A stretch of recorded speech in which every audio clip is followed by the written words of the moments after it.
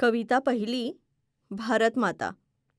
कवी श्री योगेश. काव्यपरिचय. आपली भारतमाता महान आहे. ती आपल्या अस्मितेचे प्रतीक आहे. तिला पारतंत्र्यातून मुक्त करण्यासाठी अनेक शूरवीरांनी आपले प्राण अर्पण केले. अशा या भारतमातेला आपण नमन केले पाहिजे. तर मुलांनो, आता आपण कविता वाचूया.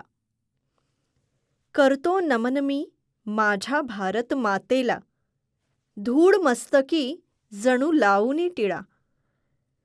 थोर तुझी कीर्ती किती सांगू सर्वांना, इतिहास आज सुवर्ण अक्षरी लिहिला.